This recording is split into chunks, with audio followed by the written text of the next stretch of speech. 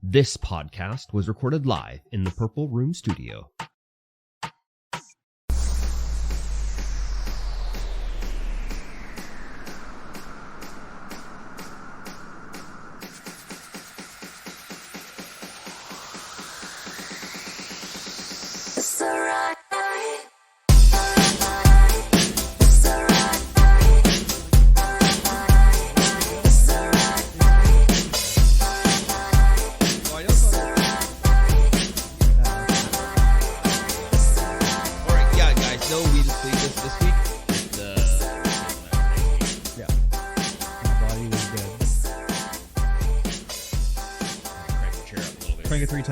Crank it three times. I think I cranked it a little bit more than 3 times. You sure did. I sure did. And then I said, hello, everyone. Oh. Welcome to the Stream Void Podcast, episode 111. Damn, that's like 3 ones. It's literally 3 ones. That's crazy. It is the first show of 2023. Yes. And I am Mikey T. Yes. And of course, across from me is KurbStomped. Hello. You can find us everywhere under our respected monikers. Yes. You are listening to the Stream Void Podcast on Sunday. No. Yes. Wait, depending on when you're listening to this. But it is currently, as we were recording, it is Sunday, January 8th, 2023. Mm-hmm. And you are listening to the Stream Void Podcast. This is a show about life and video games and everything in between. Yes. And speaking of everything in between, I got to go ahead and ask you. Yeah. How's your last 3 weeks? My last 3 weeks? Yes, because it's been 3 weeks. Because we took a little time off for Christmas and New Year's due to both of them landing right on the recording. Yeah, of this show. Yeah, that is crazy. That is crazy. So we were unable to record through the last 2 weeks, and now it is week 3. And here we are. Well, I fell. I heard. I fell 2 times. 2 times? I know you fell once, but I didn't know you fell twice. So I fell twice. So I've been crippled up. So the first time I fell was coming home. So I worked Boxing Day, which is the day after Christmas, for anyone that doesn't know what Boxing Day is. Yes, I was there. I was not there. I was at the warehouse. And I did my work in the morning. Not too much work to do. We just didn't want to get behind, so went in to do it on the Boxing Day. Yep. I just left when I was done. So I left at like noon or whatever. And as I was walking home, there was like, you know, the little on a the sidewalk where the ramp sort of is made so you can drive into someone's driveway and it's like angled down. Yep. So there was one of those leading into an alleyway, and it was just like sheer ice that you couldn't really see. So I did one step onto it and my feet just slid out towards the road and I just fell like a sack of bricks on my ribs. But I tried to catch myself as I fell with my arms, but since it was so icy, my arms just were like, whoop. So there's like no like bracing myself at all. So I just smashed down on my ribs. I kind of wish there was a video of it because it probably looked hilarious.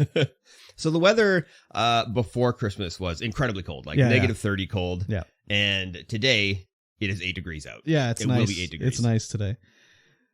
So yeah, I fell, landed on my ribs, totally crippled myself up. Just, hurt a lot. Couldn't sleep, whatever.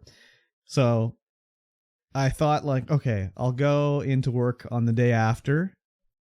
Take it easy, whatever. So I went into work and it was easy work that day. Nothing too heavy to lift. So I did my work.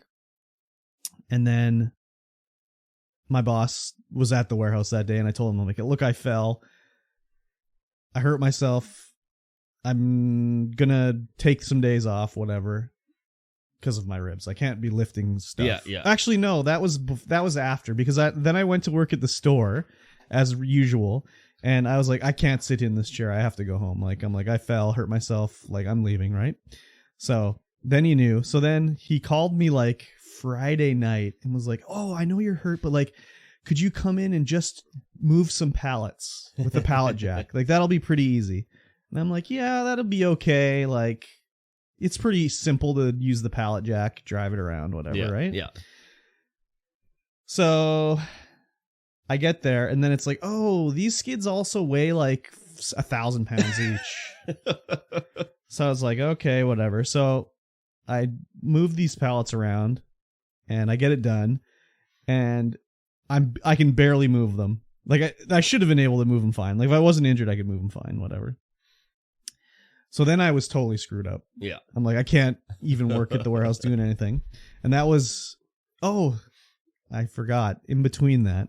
So I did this. I worked on this was the Saturday I did this. Yeah. Friday night, I'm all pained up and I'm like, I don't want to cook. I don't want to order food. What can I eat? I'm like, I'll go get Chinese food. It's not that far away. I can do a quick walk over, bring it home. So immediately step out of my house, fall down again. Oh, no. Land on the same exact ribs, all fucked up. So it was brutal. So then after I'd moved all this shit on Saturday, I'm like, I'm not working Monday. And I'm like, I'll call you Monday. I'll let you know Monday night if I'm going to work Tuesday. Tuesday, no, I was like, I can't work. So I didn't. And then Wednesday, Thursday, Friday, I went to the store to do desk work, but I was only there till I'd show up at 8 and leave by noon. Yeah. Cause I'm like, I can't sit in this fucking chair here. So I would go home and try to sleep. That was it hurt a lot, whatever. But the worst part is trying to sleep where I would finally fall asleep, but then I would wake up 10 minutes later because I'd move and hurt myself, hurt my ribs, and I'd be like, oh fuck, and then I'd be laying there for another hour trying to fall asleep. So, but when I first fell, I had some of my leftover pain meds from my kidney stone, so that made it a little easier. But it also was bad when I don't know, not that I took them when I was working or anything, but I find that if I do something like that, I'll be like, I feel good. I can reach on the top shelf for this now. Yeah. No problem. And then later it's that kind of kicks my butt. So I think that kind of also what it was when I was, sleeping and be just I'd roll over. I don't feel any pain. Just sleep on my bad ribs all night long and wake up and be like, oh my God. So, but today I feel great. No, it's good. I woke up this morning. I'm like, I feel all refreshed. And I'm realize I'm like, hey, I'm late. I'm sleeping really weird right now. I'm laying on my ribs and all sprawled out and shit. They don't hurt really that much. So I was like, oh, fuck it. Maybe I'm over it now. So yeah. Nice. I didn't think I broke anything. I knew I didn't break anything because it wasn't that bad. Yeah. But Just really bruised. Yeah. But I was trying to remember when I crashed my bike and I hurt it's the same side as when I hurt myself before. I was trying to remember how long did it take for me to heal up and how long was I hurting and this, that, and the other thing. And I'm like, I don't remember how long it lasted at all because when it was over, it was over. And it's just I don't really think I'm going to hurt my ribs again. I should remember how long it lasted or whatever. But now I'm just okay, I know exactly what I was up against this time. So if it happens again, I'll be able to remember and, think about okay, I probably will be hurt for about 12 days and then I'll be okay. So, but who knows what I'll feel like later today. Yeah. So I think you got to worry about prevention rather than. It's true. It's true. I did buy the little cleats for my shoes now. Yeah, that's good. But they're only good. You can't wear them I wore them all the way to work one day and there was just not enough ice and snow and shit. And it was just walking on eight rocks all the way to work on each foot. So this sucks. So I'll just, if it's icy, I'll just bring them with me. And if it gets to a point where it's I might need them now, I'll just slap them on.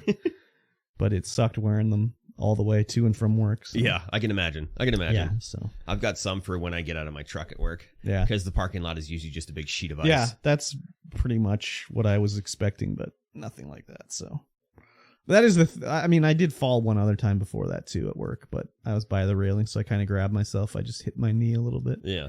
It wasn't as bad. So yeah, it sucked. I don't recommend it. Don't fall. Don't do it. Yeah. Huge. Especially when you're old like us. Yeah, but I think it wouldn't have mattered the age, really. Probably not. Yeah. Though, if you're younger, you rebound a little bit quicker. I guess so. I don't know. Anyways, it sucked, but feeling better now, so. That's good. It's good. It's good. Yep. Yes. Very good. What about your... Oh, and besides that, I didn't do really anything for the holidays or anything like that. Yeah. Not really, no. I just sort of stayed at home and I was hurt for New Year's Eve, so I just went to bed at 10 o'clock or tried to. And then Christmas Eve, I just stayed in and my roommate brought me dinner from his girlfriend's place. So I had that. Yeah. That was it really. Lots of fun. What about yourself? Yeah. lots of I guess that 1 week.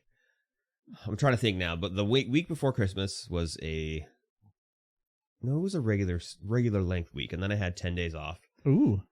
Because we don't work. There's no point in coming to work and working for 3 days in between like Christmas and New Year's, because you get 2 stats. We get 2 stats at that time. Mm-hmm.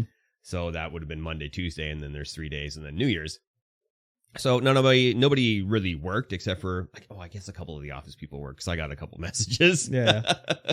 But I don't know if I had said it, but the entire office is now adopting, like the entire head office and everyone in the company is now adopting my system for organizing the jobs and stuff. So everyone's going to be using Jira. I've been learning PowerPoint now to make PowerPoint presentations to teach everyone how to do it.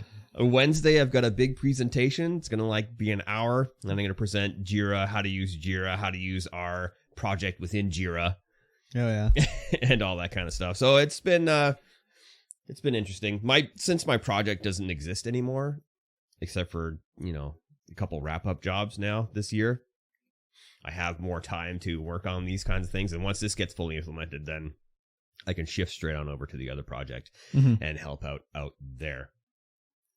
Yeah, it's been interesting doing PowerPoint slides, trying to think about what I need to teach people. Are you putting in cheesy clip art and stuff? No. Oh, dang. Well, here and there, yes. Maybe a little cheesy clip art. PowerPoint has this thing where it has an automatic slide generator. Yeah. So you type in your words and all that, and it just comes up with it auto does certain styles that you can do. You gonna put in a splicing meme in between one of the slides or something like that? No. It's all just how to use Jira and how to use the Jira system. Come on, you gotta spice it up a bit, otherwise it's too boring.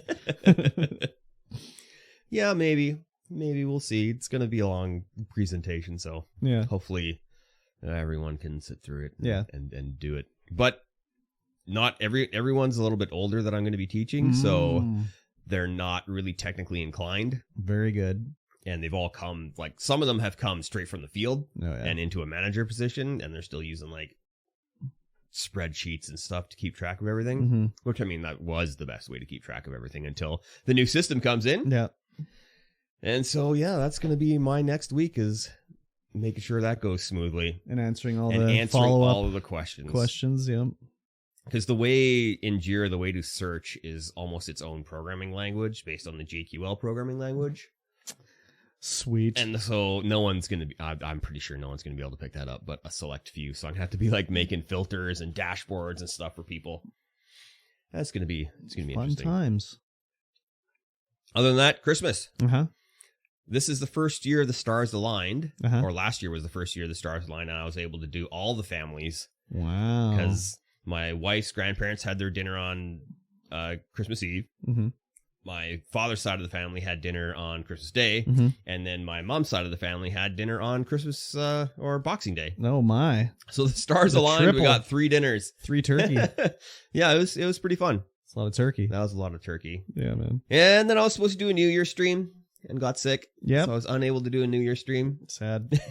So that was when I was just watching Komomo 10, who is a Rust admin, and he just screws with cheaters and then bans them. Nice. It's crazy because any server that he admins for, if you have a game ban in Rust, you can't play there at all, ever. Oh, yeah. So if you make a new account that isn't game banned, you still get banned. How does he know, though? He knows that with hardware IDs and stuff like that, and IP addresses, so he can find you and do it. And he'll bring people who have several game bans in Rust they've cheated a bunch of times, where he's like, I'm going to find you. Yeah. I'm going to follow you to whatever server you go to and keep banning you on the server until they get game banned. And it's funny too, because he'll game ban a bunch of people, but they won't actually get banned from VAC, the Valve anti-cheat. And then he'll be like, well, if they didn't get banned, I guess it's just admin abuse. Yeah. It's pretty funny. Nice. New Year's. Things are happening. Uh-huh. I don't know if anyone out there watched my last vlog video on the old vlog channel, but I'm splitting up the vlog channel into its new thing and keeping the gaming channel as its own gaming thing. Oh. And we're going hard. We're going hard back into content creation. Oh my gosh. New vlog is coming out today at 3 p.m. Oh my gosh. The old wrap-up vlog of 2022. I just kind of put together all the highlights of 2022 into one video. I didn't make the highlight reel I saw. No, I don't think you were in any of the vlog videos. Sad. We didn't really do anything together last year outside of the podcast. Not really. Like there was no couch this, there was no couch dudes. No. Well, there was in the beginning of the year. Yeah, there was I guess there was. Yeah. Yeah, just all my adventures outside. Yep. Not all of them, but some of them. Got all that together.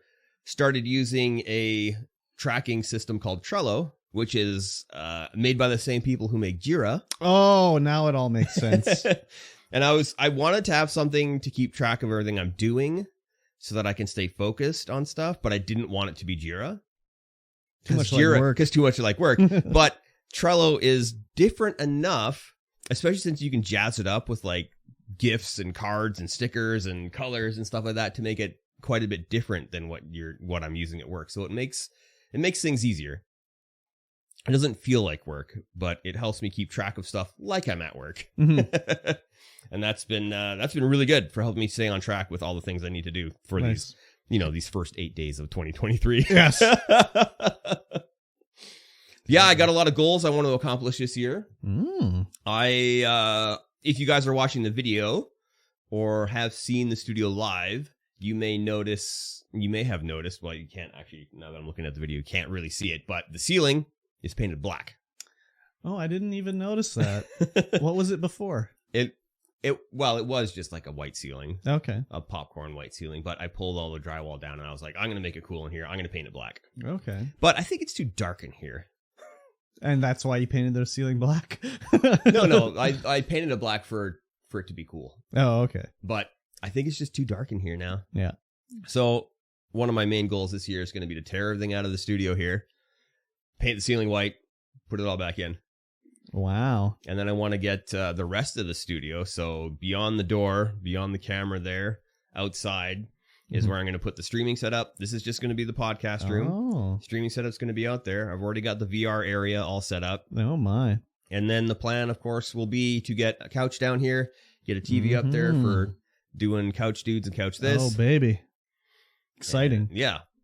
And then I've got a little bit of a workout area out there, too, because I want to get in better shape. Turbo squatting. Yeah, turbo squatting. You're going to do a squat stream or whatever? Yes, that's all it's going to be, is just squatting. Yeah. Nice. Those make a lot of money, I hear. I hear they do. Yep. But got a 3D printer. Been printing things. Oh, yeah. Printed my first Benchy, which is like a 3D benchmark for 3D printers. It's got a lot of challenging things in it and came out perfectly. I was quite impressed.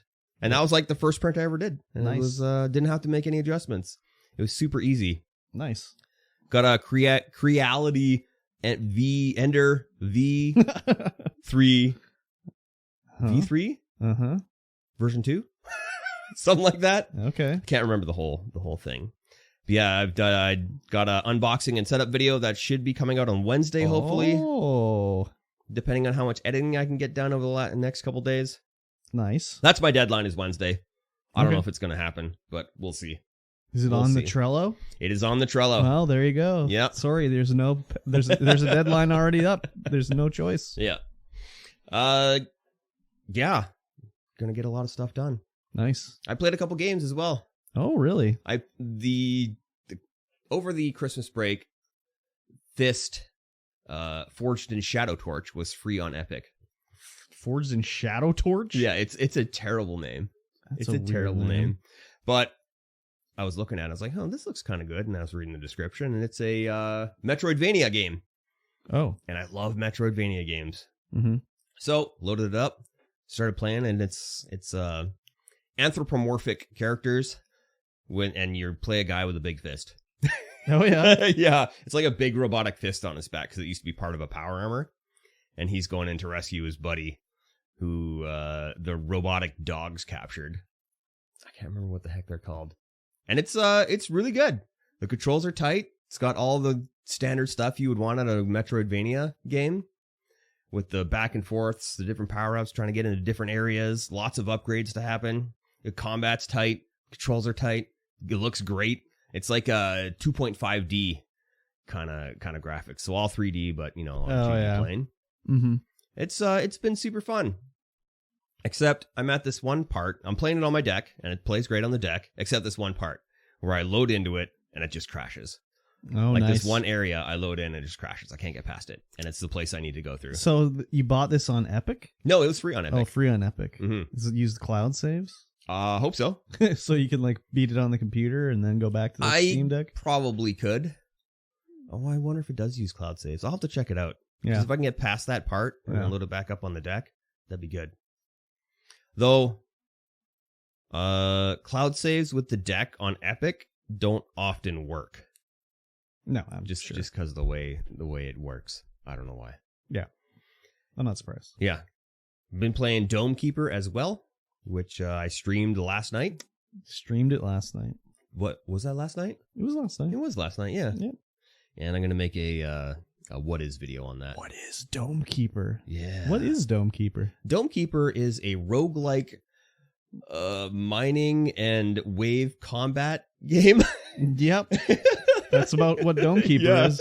You go down, your dome lands on a planet, you go down underneath your dome, you mine up as much resources as you can, and then you come back up, fight a wave, and then go back down, keep mining. It's like Missile Command. No, asteroids? No. No, more like Missile Command, but you're fighting monsters instead. Yeah. You have one gun on your dome that you have to like rotate to the left and to the right and try and get the monsters as they come at you. Astroblast. Astroblast the Mr. Driller. Yeah. Mr. Driller. Yeah, you harvest all the resources from underground to upgrade your dome and make the guns better, make yourself better so you can mine faster. One of the big issues I have, though, is playing multiple games in a row. Because you get so far in a game and you get your speed up so fast. Yep. And then all of a sudden you get knocked back to square one and you're moving so slow. It's such a jarring thing. You're like, oh my God, come on, man. Yeah. That's so slow. You are super slow at the start of the game. Gonna make a what is on nice. that. And hopefully that will be out on the 21st. Nice. But we'll see. What is, do you have a schedule for what is, like one a month? That's what I'm hoping for is one a month, because those are way more involved and there's a lot more a lot more stuff involved in those. So hopefully I'll be able to do that. But I really need an editor. I haven't reached back out to Feldy, as we were talking about yesterday on the stream, to see what he's doing and if he even wants to do this kind of thing anymore. Because I know he's on the road a lot, traveling and distributing and stuff like that. Yeah, having a dedicated editor, I might reach out to the Streamers Evolved group and see if they have a dedicated editor who would be interested in joining me. But, you know, then it's monetization and if they want to be paid and compensated for that kind of thing. It's exposure. Get paid in exposure. Begging choosers? Yep. Yeah. Exactly. Yeah, hopefully I'll be able to find someone who is into that, assisting me in that for the freebies, but I doubt it. We'll see, though. We'll see. You can send him a 3D printed boat. I can. Here's your benchy. Put a keyring on it. There you go. It's perfect. It is. And we started watching The Witcher on Netflix. Here I was thinking you were playing The Witcher. No. We started watching The Witcher with, Henry Cavill and stuff. Yeah. It's getting bad. We're like 6 episodes in. They're each an hour long, and they seem way too long.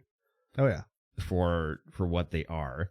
But there's a lot of like jumping through time, which they don't explain at all. You don't know when you're forward in time. You don't know when you're back in time. Everything's just kind of happening. You're like, what is going on? Like, I don't understand what is happening.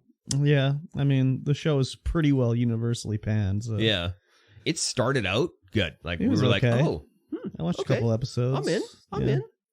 And it's just been getting like, okay, what is happening? They don't explain a lot. Like the storytelling is terrible. Like there's a lot of stuff that goes like, why is this happening now?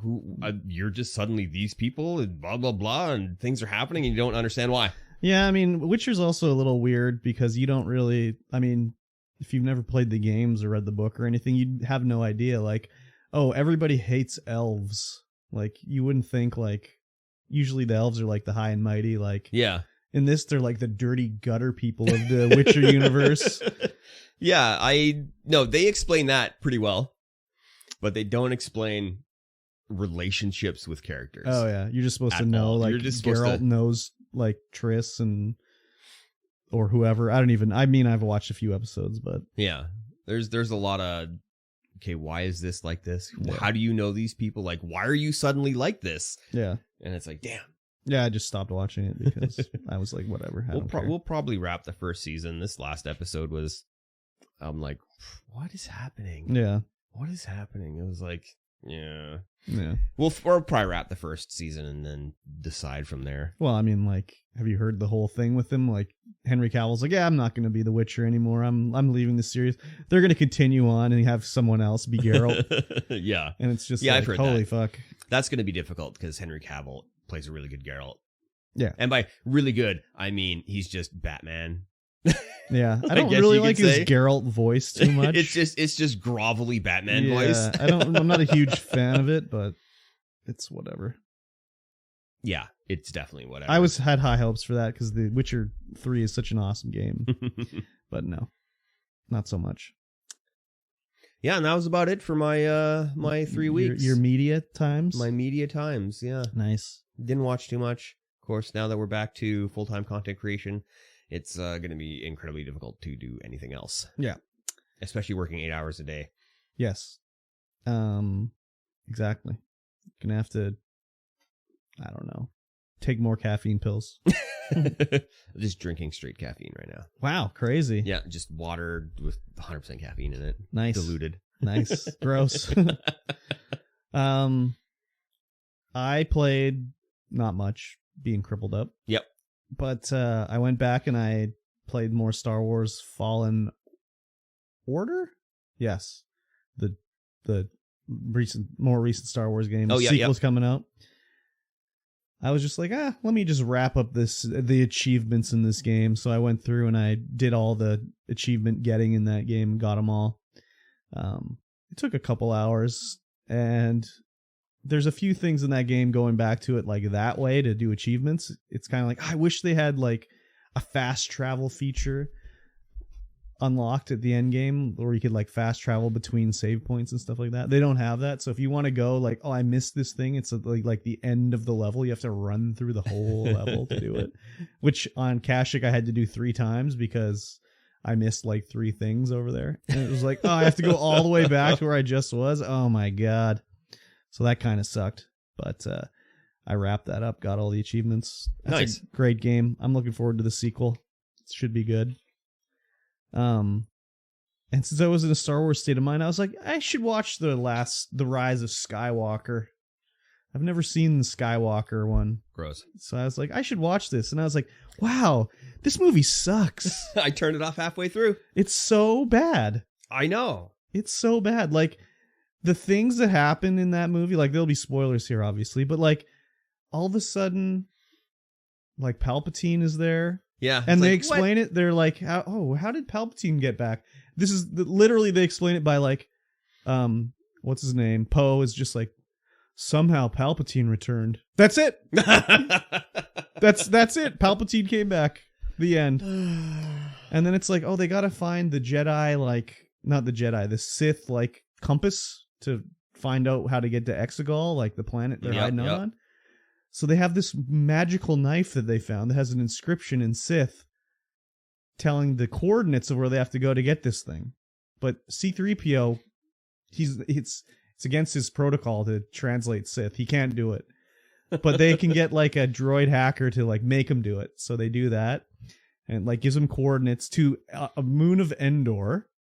It's like, oh, that's weird. Okay.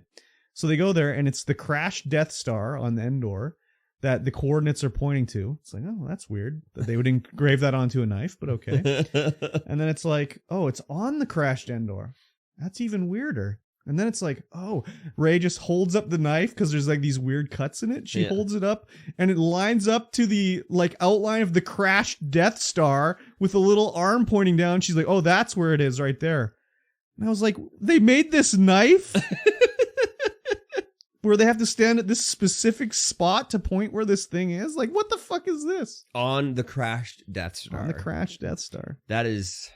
No, that's dumb. Oh my God. That's probably where I about tuned it out. And I was like, There's other, like at the start where all of a sudden the Millennium Falcon is they're like, what are you doing? He's like, I'm light speed skipping. It's like, what the fuck does that mean?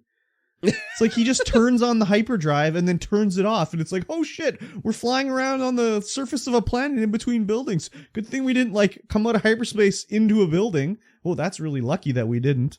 Let me light skip jump again. Oh, we're in the middle of an asteroid field. Well, I did crash to an asteroid. That's pretty lucky. Just like, oh my God. I don't think they researched how light speed works. I mean, well, whatever. It doesn't even matter. But it's not even, it's like a thing that's never happened before. They just did it because it was like supposed to look cool. Yeah. It's J.J. Abrams, man. He did the same thing in the Star Trek movie where it's like, oh, we've figured out how to teleport when you're in warp speed. It's like, that's never happened in Star Trek ever before, but yeah, okay, why not? You figured it out. In the first episode, or not, episode 4, A New Hope, when they're preparing to make the jump to light speed. Yeah, they're like, we have to calculate it. We can't just turn it on. We'll die. We could go through a planet or go through a star. And this one, he's just like, turn it on, turn it off, turn it on, turn it off. Oh my God, that's so stupid. So bad. I mean, you know, it was interesting. Yeah, you know, some of the lightsaber battles are fun and whatever, but it's just like, why? And then, like, at the end of the movie, Rey goes to Tatooine and goes to, like, Luke's old house and is chilling out there and... God. Chilling out there? Like, she's gonna live there now. I guess she's done. Was it okay? Yeah, it wasn't buried or anything. It wasn't buried and burnt to a crisp because that's what the stormtroopers did, was destroyed it. It was a little bit of sand was over it and stuff like that, but it was fine. And then she she gives herself the name. She's a Palpatine. She's not a Skywalker actually. So she calls herself Rey Skywalker. And there was like, you know, Harrison Ford was in it again, but there was they did some weird CGI to his face because he looked really weird. I don't know. And then there was also scenes of like, you know, Carrie Fisher died, so they had to CGI her in and she looked weird. And then there was another scene where all of a sudden Leia was a Jedi training with Luke and they made a young Leia doing lightsaber fights and she looked weird. Just a fucking really weird movie, man. Like, I don't know why Disney would spend that much money to buy Star Wars and then just completely just like, oh, whatever you want to do. Like, if you look at what they've done with Marvel, they have the one guy in charge. Yeah. And everything sort of like lines up and makes sense. And it's all like, you know, it 100% lines up and makes sense. There's nothing where, well, I mean, a lot of people have been complaining about Thor, Love and Thunder or whatever, like that. It's kind of weird. It is weird. But like everything else is like, there's no Marvel movie where you've been like, oh, that was so stupid. You know, I've seen Thor, Love and Thunder might be one of those movies. But like, how many movies have they made? Like 20? Yes. They made tons. 3 Star Wars movies, and 3 of them are just like, this was a turd. Yeah. Well, I guess they made 5 Star Wars movies, and the 3 main ones were turds. Yes. I haven't seen Solo, so I can't say about that one. I've heard it was a turd. I've seen it. I didn't think it was that bad. Yeah. But I also didn't think it was, you know, Rogue One quality. And then it's like they go to a weird planet and there's a party going on and they get attacked and someone's like, I'll rescue them. Let me rescue them. And then, oh, take off the helmet. Oh, it's Lando. Hello, Lando. It's good to see you. It's just like, oh my God. No party planets, no gambling boats, no, just get that garbage out of here. I mean, they can have that shit, but like the way they did it in these movies is just terrible. Oh yeah, it's awful. And then if you look at like how good Andor was compared to the movies, you're just like, wow, that's crazy. Even Obi-Wan was better than these movies. Yes, 100%. And Obi-Wan is pretty not that great. So it's not perfect by any stretch of the imagination. I didn't think it was that bad, but I enjoyed it, but it's also like a bunch of times I'm like, this is so fucking stupid. Yeah, it's one of those ones that's highly predictable, but you know, we've talked about that a lot before. predictable. Well, predictable because we know the outcome. Yeah, they all live. Yeah, they all live. But it's just like the weirdo shit with like the TIE fighter attacking Obi-Wan and he's just deflecting the blaster bolts while a TIE fighter just hovers there. Anyways. It's possible. Anything's possible in the Star Wars universe. Oh, yeah. It doesn't mean it looks or makes any sense, but anyways. The only other thing that I watched besides American Dad was this movie called Deadstream. Ooh, Deadstream. I think it was called Deadstream. It's about a guy, a streamer who like was on the outs for doing these pranks that were bad and he got demonetized on YouTube. Highly believable. Yes. He did a prank where he like paid a bum to fight him, but then he accidentally like injured the bum because the bum had like a brain problem. Yeah. They were in a boxing match, and then he also like threw donuts at a cop and like ran away with his cameras live streaming it and stuff like that. Isn't this just bum fights? Basically. The channel? Basically. So he's kind of been on the down and outs, and he decides he's going to redeem himself. He got a sponsor, and he's going to spend the night in a haunted house by himself. And he's going to live stream it, and he has like, he's got the GoPro on his face, and he's got like a face forwarding. He's got like a camera facing his face. He plants cameras all over the house, and he's going to investigate the house and see what's up with it. And the house is haunted, and all this fucked up shit happens to him. It's pretty interesting. It's well-ish done. Mm-hmm. There's parts where I just was like, oh, okay, why is it trying to be a comedy all of a sudden? Like, there's a part where he has a potato gun in his car, and he's trying to fight these baddies. So he like puts his bobblehead that he has in the potato gun and fires it through like the zombie that's coming at him, and it punches a hole through him, and the zombie's kind of dying, and it slides down the potato gun, like the hole through the zombie, and it's like he's like, no, it's like sliding down towards him as it's dying, sliding down the potato gun, and it gets all gross on his face and shit like that.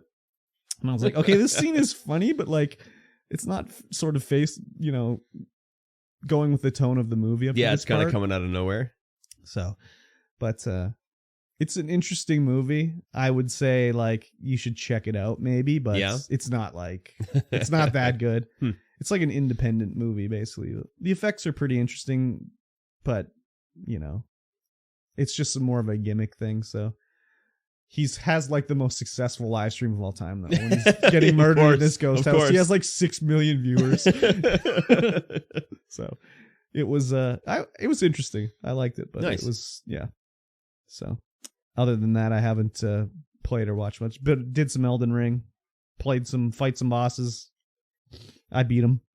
I'm getting so good. Yeah. I watched Ludwig's review of his chess boxing match. Oh yeah. And some of the stuff that happened during there. Mm-hmm. It's pretty interesting. I've actually been watching Ludwig a little bit more than normal, like his YouTube highlights and stuff like that, just to see, because he does some pretty interesting things. I mean, when you have the funds to set up some interesting things, for sure. You can do a lot of interesting things. I have a lot of interesting ideas that I'd love to do, but they all cost money. So I can't do them. Yeah, he was saying that for like the League of Legends like World Championships, he bought like a $50,000 box to watch the championships from. Oh yeah. But it was like the premium top box. You got, I think, 12 seats and 14 food tickets. Mm-hmm. But the way the box was positioned to the stage, you couldn't see anything. Oh, nice. You couldn't see the screens. You couldn't see the people. Everyone was behind their monitors, and you're like, oh my god. Nice. $50,000 well spent. Yeah, that chess boxing match was pretty cool. The way they had it rigged up and the way the people, who the people were that were in it. I can't remember anyone who was in it. The first round was a boxing and then Smash Bros. One. And the guy he invited for the Smash Bros. One he was from Australia. I can't remember his name. But it was Crocodile Dundee, I believe. I think he paid him. Yahoo's serious. Yeah, I think he paid him $25,000 to do it. Yeah. And then the guy didn't do any of the boxing training. Oh god. So he got knocked out in the first round of boxing. Nice. That sucks. Yeah. And then watching, there was the girls round was pretty cool too. Because one was just like a full-on chess champion. Oh yeah. And the other one wasn't as good as chess, but the chess champion wasn't as good as boxing, so it's like pretty evenly matched. So do you take your sense. head blows first and then do chess? No, you do chess, and then you do boxing, then you do chess, and then you do boxing, and then you do chess. Oh my god. You just get worse at chess as the night goes on. 3 rounds of each. Your brain would be all scrambled. Be like, king me. Be like, we're not playing checkers. It was pretty cool to watch. I quite enjoyed it. Interesting. And the last round, which was like a surprise round, was Ludwig versus I can't remember what the hell his name. He's like a VO artist. Oh yeah. But he does like crane games and stuff like that, like those Japanese tombola crane games. Yeah. And so they did a chess slap fight match. Oh god.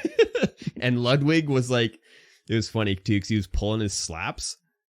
Like he was missing his slaps and everything like that. And the other guy was just like, bam, right upside the head. No, you never pull your slap. Never pull your slap. It's so funny watching people who are friends do that to each other. My face. It's pretty funny. Yeah, I highly recommend actually checking it out. It's quite like even just watching like highlights of it. It's very entertaining. Mm-hmm. I was quite impressed with like the theatrical production of the entire event. It was really cool. I've never seen like more than 5 minutes of Ludwig during his like last streamathon on Twitch, I think it was, where it was just them sitting in a gym 5 minutes looking at their phones, and I was like, okay, I've seen enough of this to ever come back again. So. Yeah, that's the behind the scenes unedited stuff where it's like, okay, they're just living their lives. That's cool. Yeah, I was like, I don't need to watch this. So for sure. Yeah, that's about it for me. Yeah, me as well. Let's slide on over. It's been 3 weeks. We've got 3 episodes of Willow. Oh yeah. We're not going to go into the deeps of each, but we have the Wildwood episode, the Prisoners of Skellen episode, and the Beyond the Shattered Sea episode. Yeah, I watched these 3 last night, so they're kind of fresh in my brain. Oh, yes. But I'll let you take the lead then. The thing that really stood out to me is like the music in these episodes. Just it goes from just like a weird cover of a pop song to like an orchestral score, and it really takes me out of it. I don't remember exactly what songs they were doing in this one, but it was like these ones, I should say. Yeah. But as I was listening to them, like they're just, I don't know, they don't do it for me really. And I get this show is like a teen drama, basically. Oh, it's 100% a teen drama. But it's just getting like on my nerves basically now. Oh yeah, the final episode, I was like, I know. Like they just keep flip-flopping. Like Willow's like, we got to keep going. And then they get to the edge of the Shattered Sea. And they're like, I'm going home. I've had enough of this. We can't go any further. I'm out of here. Yeah. And it's just like, oh my God. And it's just so corny and whatever. Oh, it's super corny. And like, I still don't understand. Like in the first friggin' episode, Kit like straight on kissed Jade on the lips, full on like love kiss on the mouth. Yeah. And they're still like, oh, well, gee, I don't know. Like, so finally they're like, oh, I love you or whatever. And it's like, didn't you do like a full on love kiss at the start of the show? Like, what is going on here? Who's the guy who's in the cage? Like that was Christian Slater. As soon as I couldn't heard remember his name for some reason, like, oh my God. As soon as the guy started talking in the cage, I'm like, that sounds like Christian Slater. And then I was like, was Christian Slater in the Willow? Like, he might have been. I don't know. Oh, I don't know either. He could have been in the original Willow. I'm not sure. I haven't seen Willow in forever. But as soon as he started talking, I'm like, that's Christian Slater. Yeah, 100%. That was Christian Slater. Let me see if he's in the so movie, I did enjoy the trolls like having like, oh, just are we savages to you? Like, what are you talking about? We're like, you know what? I don't like Nelwyn, so please just don't talk unless you're spoken to, okay? Yeah, all the trolls were very eloquent and polite. Yeah. It was kind of funny.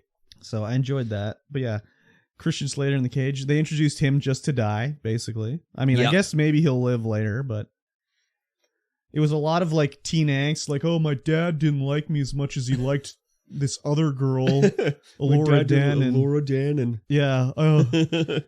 And, you know, just a lot of like, I don't know. He's lying. No, I'm telling the truth. No, he's lying. I didn't. He stole it. But yeah, he stole it first, so I stole it back. Oh my God. Okay. Yeah, that episode, this is the one, the Prisoners of Skellen episode. Yeah. It was so dark. Yeah, it was dark. Like, it was dark as frig. I had to turn the HDR off on my TV and jack the brightness. I couldn't see anything. Yeah. I was like, what the hell is going on here? I know. Yeah, it was very dark. Yes. Over these 3 episodes, Borman remains the highlight of every episode, I feel. Like, yeah, the best part of these 3 episodes is when in the Wildwood, they get captured, whatever. Borman's taken to the tent, and he's like, are you thinking what I'm thinking of? And she's like, I don't think so. And she's like, tie him up, take him to my tent and tie him up. He's like, I think you are thinking of what I'm thinking. But he's describing his escape, and they have him, he's in the waterfall, like washing, and he's flipping his hair around and everything, trying to be all sensual. Yeah. I was cracking up with that part. That part was hilarious. But yeah, Borman is like the highlight of the show. So we essentially, in that episode, the Wildwood episode, we eventually find out that Jade is actually a bone reaver. Very convenient. Very convenient. Very nice turn of events here. And they keep talking about, like, I haven't seen you in 80 moons or whatever. Like, does that mean like 80 weeks? Or 80 new moons, I think. 80 like full moons or something like that. So that's a week, right? I guess. Full moon? Yeah. A full moon cycle? Yeah. I think that's 7 days? 2 weeks, isn't it? Okay. 2 so it's like weeks? 80. So it's been 80 moons since Borman's seen her. Yeah. Which is if it's 2 weeks, that's like not very long. And then same thing with Jade. It was like she's been gone for 20 moons or whatever. Maybe it's different in this world. But it's like you wouldn't recognize your sister after like 8 weeks or whatever it was. Like, holy shit. So it's almost a month is a moon. Okay. So 20 months, 2 years, you wouldn't recognize, like, hey, this redheaded girl, she could be like my sister or something. I don't know. I mean, 80 moons on this. Yeah. And this, it might not be Earth. Who knows what planet it is, right? Well, so I don't know. Generally, these fantasy worlds sort of behave the same as the real world for what's going on. But yeah. But again, like, Kit's still annoying. Oh my God, she's still annoying. Still annoying. Hasn't grown, hasn't learned anything, still freaking annoying throughout the entire thing. Laura Dannon is just like, oops, I dropped the very important wand again. But conveniently it landed right where we're gonna be, so it's okay. Yeah. Willow is fine, but also like just on the drop of a dime, like, oh, I'm going home. I've had enough. Yeah. Well, like, he did get he had his like vision of his daughter. Fake vision of his daughter. Like, he wouldn't be able to be like, oh, the crone is fucking with us. Like, he's a wizard, you know? Yeah. So I don't know. It's just annoying me a lot. The last episode, Beyond the Shattered Sea, this is episode 7. It starts out and we find a girl with Eric. Yeah. And it just goes from like, yeah, she just flips like 180 like instantly when he says he's a prince, and I'm like, holy, what is this writing in this episode? Like, how? What? I know. Well, and then it's like she's not human or anything. No. She's like one of those. Oh, she's like I'm pretty sure she's the crone. Oh, I thought she was like a demon woman or like those weirdo bird things that they send to capture. Yeah. I thought she was one of them, just looks different, but who knows? No, I'm pretty sure she's the crone. But she's like there to like seduce Eric, so he gets a nice, haircut and a dye job at the end of the episode. Yeah. I think some of the best visuals are in this episode, like when there's a part in the episode where they're crossing the shattered sea with like this mud creature and a cart. And it's all like the atmosphere and the Shattered Sea is really cool. Like, it's just barren with a few islands here and there, but it's like there's like 2 inches of water on the ground at all times. And Graydon finds out that he can actually do magic. All of a sudden, grabs a wand and fires off like the most powerful lightning shot of all time. Yeah, he actually uses his pan flute. It. And must be a bard. Yeah, and so there's a lot of montage of training with Kit and Jade and Willow and Laura Dan and Graydon. Yeah. And the visuals in this whole part are really cool. I really like the music that they put in here and the cinematography in this area. It was I think weird. They blew the entire budget right here. Well, it's just like they're standing on the water. There's nothing around them, and you just see like the universe or the galaxy reflected in the water. And I was like, are they flying in outer space now? It didn't make any sense, but it looked really cool. It's just so much. And then like, why did Graydon shave his beard? Like, what was the point of him shaving his beard off? I don't know. Maybe he Like, had another role in another movie. To make a funny joke about how like, oh, you shouldn't have shaved off your beard. Like, girls love beards. It's like, why didn't you tell me that before? Like, yeah, that didn't make any sense whatsoever to have that in the movie. But I think he might have had another role in another thing and he would have had to shave. I don't think they would. I mean, I don't know. He's not big enough of an actor to be like, I got to go away from the Willow set for 2 weeks. Yeah. Like, I don't think that's the only thing that really makes sense to have that joke in there, though, for. Maybe just something later where he has to wear a gas mask and it has to be a tight fit. So he had to share it. Yeah, it's got to be something that where he had to shave his beard for. I don't see him reason. having another role, though, that made him had to shave his beard. So, yeah, it's just whatever. It's very weird. So I would, I don't know. Would I recommend this show? The earlier episode? And then, like, all of a sudden, Willow finds some brownies that just happen to be living in the trench by the Bone Reavers. Yeah, that didn't make any sense. And it had either. like what's his name? It was like he was just doing like a stand-up comedy routine. Like, kids these days, she wants to be famous. Yeah, well, that was. I mean, he was the brownie who played the brownie in the. No, I know. Movie, I cool. recognize him. I don't remember his name, but he's been in lots of movies. Like, I know him. He was in Usual Suspects and whatever. But it's just like. They let him just do like a friggin' ad-lib stand-up routine down there about kids these days just want to be famous for no reason. And he's like, how are you going to be famous? She's like, decoupage. It's like, would anyone even watching this show know what decoupage is? I doubt it. Anyways, whatever. It's a very weird. It's gotten very weird now. Yeah, it's yeah, because especially when they reach the end of the Shattered Sea. And Kit, they're like, and we gotta Allure yeet ourselves. It's like a big waterfall, and like, we gotta yeet ourselves over. That's the only way. Yeah, it's like okay, but now they're like love. They're like sisters now. Yeah, now they're okay. They're with buddies. They're pals. And they go up, and the last part of that is Eric's all transformed into like ultra badass boy. Yeah, in quotations, he got a conservative haircut and a brown hairdo. Yeah. It was weird. I don't know. We'll see what happens in the next episode, but it's not really doing it for me. No. Though I will say, after I watched Star Wars, there was the special features on Disney Plus, so I looked through it, and then there was one called like Warwick and Son, and it was about how in The Rise of Skywalker, they had Warwick Davis do a scene as Wicket with his son playing like his Ewok son. Yeah. And it was like a story about how he became Wicket, and it was like 5 minutes long, and it just showed him as a kid being Wicket and how he got the job as Wicket because he could do like a handstand. Yeah. And he's doing man, I recommend you should watch this thing, because as I watched this little 5-minute documentary about it, I just had a smile on my face the whole time.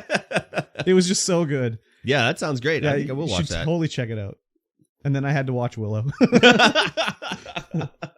So, yeah, it's weird. I guess I'd recommend it, kind of, but not really. And like the way they talk, again, that just puts me out of it. The way they talk is like the way they talk is 2023 teen drama. Almost, except they don't say dead ass or no cap, but like it may as well. It's coming. You think so? I don't think so. They've said some stuff where I'm like, okay, that's way too like recent. When Borman was just like, she comes into the tent, he's like, you look like wowza.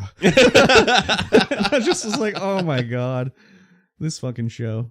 So I get it's not for me, but I won't say it's bad. I just say it's not for me, really. Yeah. And this is coming from a guy who really liked Miss Marvel and She-Hulk, so who knows? Yeah. Yeah. I unless you're like 11, 13, somewhere around there, you can watch it. Yeah, you'd probably love it, actually. That's yeah. They didn't really do enough to bring the people who like Willow in. I don't know. I'd have to rewatch Willow and see what its tone is like. Maybe it's just like this, and I don't remember because I watched it when I was 12. It is a little made for kids. Yeah. But it's not like modernized made for kids. Because I watched it not too long ago. But like, do you remember though? Like, was it modernized for like kids in the 80s? Like, where they've been like, that was, hey, Mad Mardigan, that was radical. Nah, they did not do that. They did not do that at all. Oh, they had some Val Kilmer fakery in this episode. Was it not him doing the voice? He can't talk anymore. Oh, he can't talk. Okay. No. His like voice box is all fucked up. So I don't know if they just used AI or just used clips of like. Oh, they probably used AI. That's the same thing actually in Star Wars. They did the exact same thing because they had like when Rey was like beat up by Palpatine, they had all the Jedi talk to her. So they had like voice clips of Mace Windu and Anakin and whatever, but they also had Sir Alec Guinness's voice. So they must have just clipped together pieces of Star Wars because he somehow said Rey to her. No, they would have AI'd it. Nah, it didn't sound that good. Yeah? No, I don't think so. Kind of like choppy and stuff? I think they probably clipped it together. The AI voice generation now it's better, but it's super good. But look at the stuff they're doing with like faces on Star Wars. They can't even deep fake them so they look good. They can. Nah, they haven't done a very good job. The one episode of Mandalorian that you haven't watched yet? With Luke? Yeah. I've seen the clip. It doesn't look that good. It looks pretty good. No, I could tell. Well, I mean, I know it's not him, but as I saw it, I was like, oh, that doesn't really look like Mark Hamill as Luke Skywalker. Depending on which episode you're watching. Like, which episode are you... Well, I saw the clip on YouTube of when he picks up Grogu. Like the final episode of the season. Yeah. It's better later. Okay. But even in like Rogue One, when they show Grand Moff Tarkin, I'm like, oh, that looks terrible. Yeah, or Princess Leia looks terrible. The Rogue One, that was way, way back when they were still developing the technology. Even still in this Rise of Skywalker I just watched, all of the times they did it looked terrible. Yeah. You could immediately tell. If you watch, there's an episode of Corridor Crew where they fix that last scene of Mandalorian and do a proper deep fake with their style where they put in like tons of hours into it. Yeah. So, but that's what I mean. And it looks really good. Disney can't even do it properly. No. So. Anyways, you could have had him talk. You could have had Mark come in and talk. Yeah, but he doesn't even sound like Luke anymore. He sounds like an old Luke. He's like 60 years old, 70 years old, 80 years old. A little bit. So, yeah, how old is Mark Hamill now? Well, he's got to be close to 80. Oh, 71. Yeah, okay, so he's 70. Yeah. He's born in 51. Wow. It's, yeah. Still going strong, though, which is nice. Yeah. But yeah, Willow. I don't know. Yeah. I'll finish it off, but it's like my least favorite of any of the... is it my least favorite show we've done for this segment? I don't know, man. I think I gotta say maybe my least favorite was Lupin. Well, Lupin was more of a Weebus Plebus. No, not the movie. The show. Oh, right, Lupin, Arsene. Yeah, Arsene Lupin. Like that had a bunch of stupid shit in it too. We did not finish that though. Well, we watched the first season. Did we watch the whole first season? Yeah. It ended with his son getting kidnapped. That was the first season. Yeah. So, it was just like he was incredibly dumb in that show. Yeah, I'm just trying to think of if I had a harder time watching that or this, and I definitely had a harder time watching Lupin.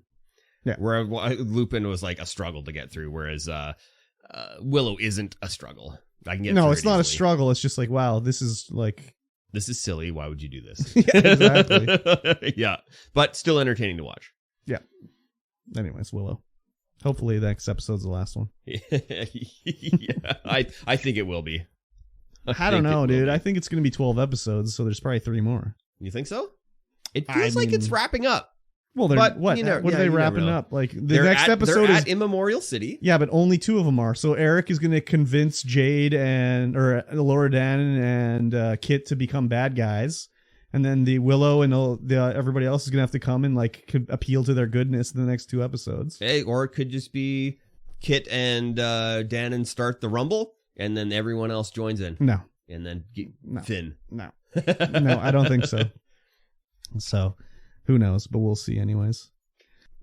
And now, it is time for Game Club. Yes. Ladies and gentlemen, each week we play a game, the same game, and we wrap it. We go all the way through. Play Not in one episode. Not in one episode, no. We are on episode 10, chapter 10 of Plague Tale Requiem. Of course, we played Plague Tale Innocence to begin with the last time, and now we're on Requiem. We are on chapter 10. Yep. And yeah, we just play a chapter or a segment or a timed interval of the game, and then we talk about it. Yes. And luckily, this game has chapters. Yes. So let's go ahead and chat about chapter 10.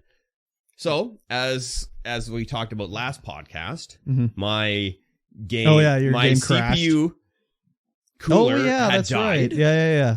And so I was getting like 100, like not 100, like 110 frames a second in this open area of the map. And I had to go out and get myself a new cooler. So I went out and did that, and now everything is fine. But then I had to play the rest of the chapter. Yeah. And there was still like, you were talking like, oh, it's like 10 minutes. And I'm like, holy man, there's a lot longer than 10 minutes after where I was. Well, I thought you were at like the end of the guard area. No, I was just you were like at the start of the guard area. Yeah. So I had to like do all the sneaking, do all the prism lighting of the grass on fire, get through all that, do all the storyline, and then roll into chapter 10. Yeah. And chapter 10 opens up. Yeah. And we're back in the open flowing area of the festival. Yeah. And we get to go run around and do some stuff. I didn't. I just went straight down there. I was thinking about it because we talked about the windmills and doing the puzzle for that and getting into the other place. Yeah. But I was like, do I really want to do that? No, I'm just going to go all the way through. Yeah. And go straight to the fort. I don't know if the armor piece really does that much, but yeah. Right, because it's a piece of gear. Yeah. Yeah. Yeah, as I was running there, I saw it on my elbow, and I was like, oh, yeah, I got that piece of armor. That's right. So we have to get to the fort. No, we have to get to the tower so we can see where we're supposed to go to next. So we climb the tower, and it's like, oh, there's a fort over there. Oh, it looks really scary. We got to go to this fort. So let's head over to the fort. And basically, the whole chapter is just getting to this fort. Yeah, and one of the main mechanics, I guess not the main mechanic, but we open up a little bit of a mechanic where you take a grappling hook and fire it into you with your as if that crossbow could fire that giant anchor. And so you fire it into like pieces of rope that are conveniently attached to other pieces of wood, and then you can pull shit down. Yeah, there's two like mechanics they introduced in this chapter, so that's the first one. I had 5 crossbow bolts at this point, so I just killed everybody. Yeah. But I killed those who needed. Yeah, I mean, I didn't do. If they had no helmet, they got a rock. But if they didn't have a helmet, they got an arrow. But I found out online. I don't know how I came to it, but you know how you have your little abilities you can level up. Yeah. So I found out how you level those up. You would never guess how you level them up because there's 3 different abilities, right? There's like aggressive, cunning, and another one I can't remember. So you would think like aggressive, obviously, you kill somebody. Yeah. And you'd think like it's like evasive or something like that. You think, oh, you avoid somebody. Yeah. And then the other one is like, I can't remember what it would be. So it'd be like, I don't know. Whatever, it doesn't matter. So the way they level up is literally they level up by how many people you kill. Yeah. So if you kill 2 people, the top one levels up. You kill 2 more. The middle one levels up. You kill 6. The bottom one levels up. Huh. So if there's 15 people in level, you kill 6. You get your maximum level from that. Yeah. But like, as if you would ever think that. Like, no, that's weird. Yeah, it's so stupid. So it's like, I'm like hindering myself because I'm sneaking by people thinking that's how my sneaking goes up. But no. It's all about killing people this episode. So anyways, I killed all these guys in here. Unfortunately, so these are all slavers, and we learned that there are a lot of slavers on the island, and they're trying to actually summon the boy. Yeah. A trail of blood will bring the boy or something like that. Yeah, and then they can worship him and be his servants. Gee, it's like we're following this trail of blood. Huh, yeah, that's weird. Following a trail of blood, going to the same place. Unfortunately, I do not have the upgrade to allow me to recover crossbow bolts at this point. So I was out of crossbow bolts after this segment, and I really wish I had them for later in the segment, because this section leading to the keep, where you have to like fight towards the bridge and go under the bridge. Yeah. to go through the crack or whatever was a fucking pain in the ass for me. Just they introduce these new firebomb guys that throw firebombs at you, which is good and bad. Like, if you get hit, it's bad news. But, like, they're so stupid. Like, 5 times, Buddy killed himself. Yeah. He'd, throw the bomb and it'd hit, like, a wall next to him, and he'd set himself on fire. So you're an idiot, buddy. Or they throw them where I was, and the guy was chasing me was right there, so he'd get burnt up. Yeah. But it was just annoying because I'd be fighting these armored guys with a helmet. You can't get the helmet off. So I would hit him with tar. Yeah. Then hit him with the dignifier. He'd be like, oh, and he'd just put the fire out. Be like, come on, burn him to death here. Like, fucking Jesus Christ. Yeah, I had that problem as well with ignifier and such the tar. A pain, man. They would just stun them for microseconds. It's just a waste. Yeah. In the first game, you could kill guys or get them to take their helmet off. Yeah, and then so kill them. Those pot guys, they pause before they throw, and then you can blow them pot. up. Yeah. No, that's fine, but it's all the other idiots that would just you can do nothing to them. Yeah, like what a pain in the. I mean, if you have a crossbow, you could do it, but yeah, crossbow bolts are few and far between. This chapter was just the right amount of gross, shocking stuff that the flavor was okay. Like, whereas when we were talking about, like, the second chapter where you have to, like, wade through all the pig blood and shit like that, that was just overly grotesque. Yeah. And it didn't really fit. Whereas this felt a little bit more fitting to the like the when story. we get to the chapel and there's all the flayed bodies and shit. You know, having the blood on the ground is like, well, it's part of the prophecy, so there was a reason. I mean, it's still gross, the guy did it, but, like, there was a reason why he did it. Yeah, it makes more sense to the storyline, whereas before it was just like, oh, you fell into the, like, refuse pit. It's just full of pig blood and pig bodies. It's like, that's gross. So, yeah. Every combat section in this, I just ran through. Oh, yeah? I was like, I'm not killing anyone. Screw all you guys. I mean, I did eventually, like, and that's the other thing is, like, can she run? I couldn't figure it out again. I would move slightly faster than a walk, but I couldn't run really. Yeah. I would sneak through, kill some guys, but as soon as I got fully caught, I was just out of there. Just run straight to the exit, and that's it. So thankfully, what happened to me is, like, I got spotted, but I had made it far enough that I got, like, a checkpoint halfway through the chapter. So not the chapter, through the segment. So then when I respawned, I was, like, in a decent spot to continue on, and I would just, if I got spotted, I would just, like, walk in a circle with the fire guys throwing fire bombs at me until they would hit the guys with helmets and burn them to death. And then finally I was like, okay, I'm gonna get the fuck out of here, and I finally got out. But yeah, it was annoying as hell to do this fighting segment or whatever. Yeah, the rat areas were pretty cool, but I had the problem where the rats didn't do what they were supposed to do. Oh, like they would bite your toes? Yeah, they would be like, I'd be fully in the light, and they'd be like, oh, no, you're dead. I'm like, what the hell is going on? The only time I died to the rats was when I intentionally died, because I was like, fuck, I got spotted by this guy. All right, kill me, rats. I'll respawn. But finally, I just figured out the easy route through that, because that area, like the first segment you get through, you don't have to fight anybody. It's just the rats. Yeah. So you use the new ability you get where she can use her prism to, like, absorb light and cast like, it around. Why is there just, like, magic in the game all of a sudden? Anyways, that's I guess not magic. That's physics. Is it? Not even close. And then the second segment, you have to get through, like, there's guards, but you also have to, like, get through the rats or whatever. And I kept, like, trying to sneak around, and there's guards to the left, guards to the right. And I was like, what the fuck is going on here? So finally, I had my crossbow. I had 2 bolts. There's one guy at the top of the stairs crouching down looking at something. So I just came up, shot him. The other guy downstairs heard it, came up the stairs. I shot him, and then that was it. I could get across. I didn't have to do anything else. So then I just went across, and again, I found a crossbow bolt. So the guys are chasing me, and I'm like, fuck, okay, I'll shoot him. And I would shoot him with the crossbow, and then whatever. I don't have any more bolts, so I kind of am out now. But yeah.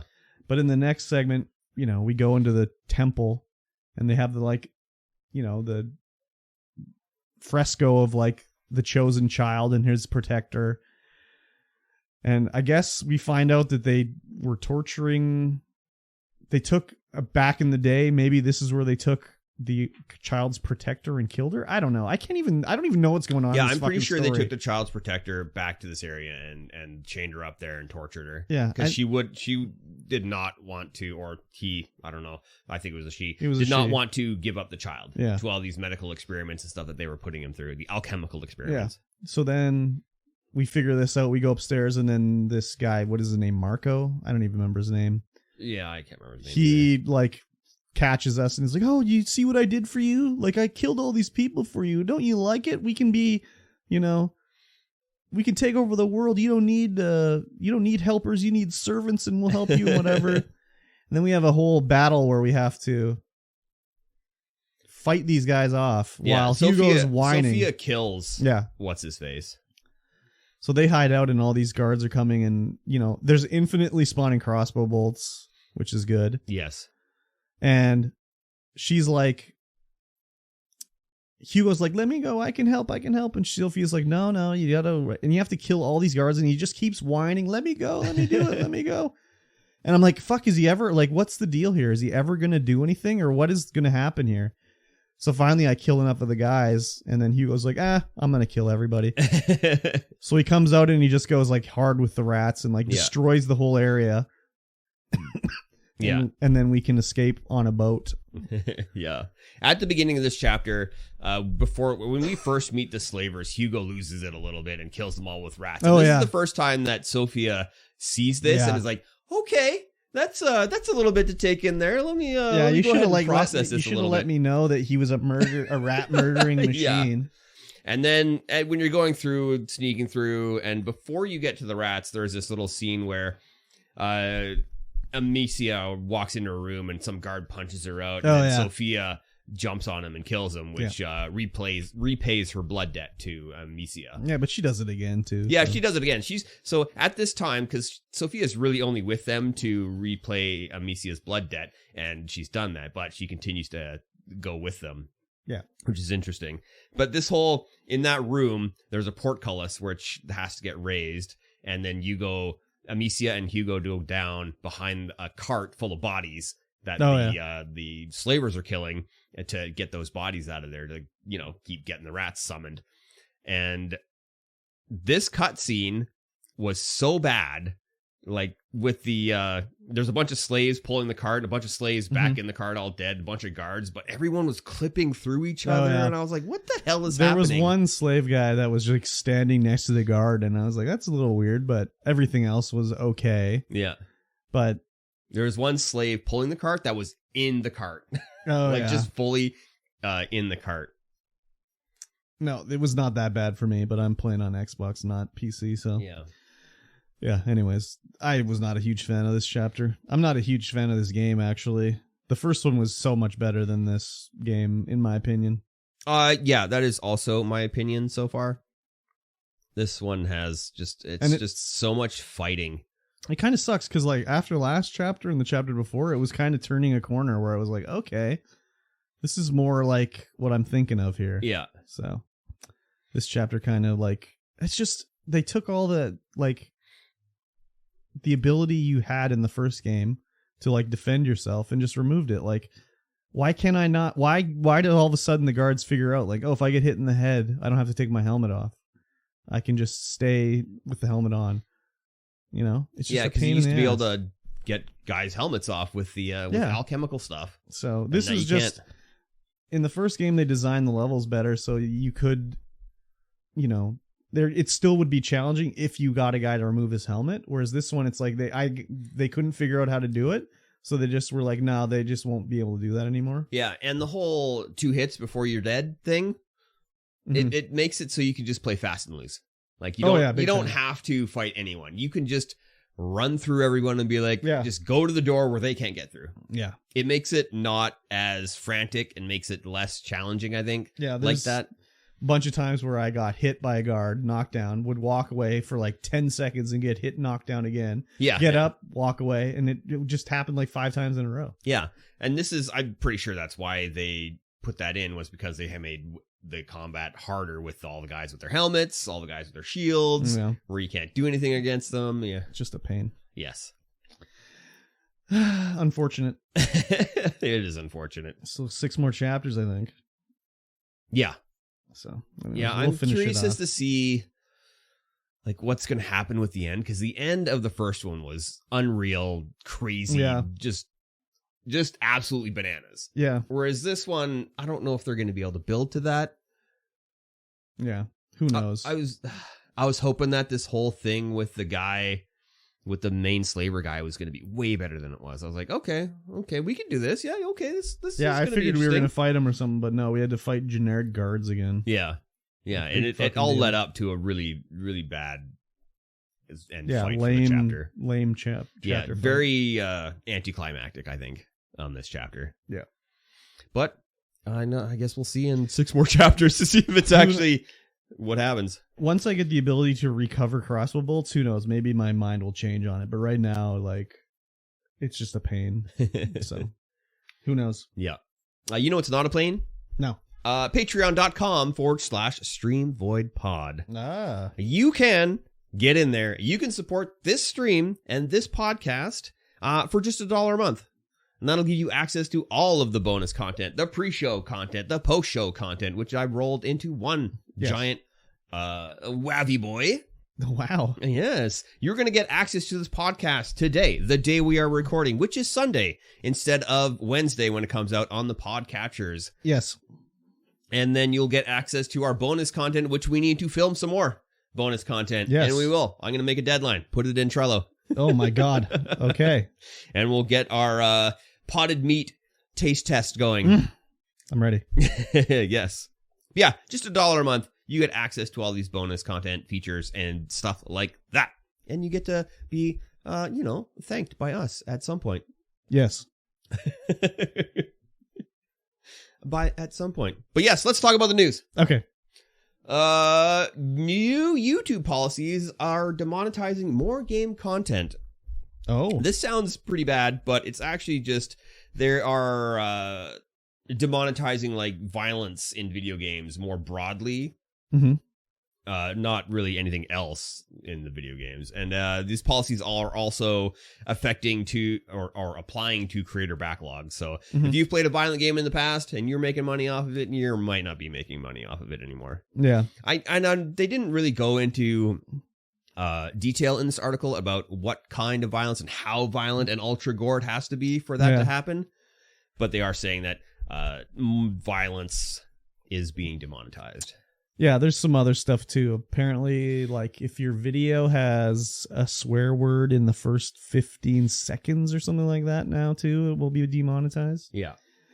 Which is like, why are you swearing in the first 15 seconds of your video? That's kind of weird. Yeah. That's so people are actually like reserving swear words for like the ending of their videos. Fuck. Yeah.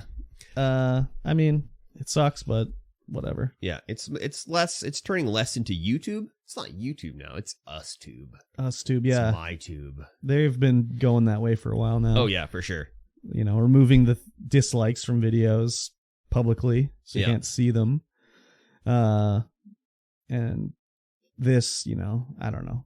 It's kind of, I mean, like even when YouTube first started up, you couldn't swear on YouTube. No? No.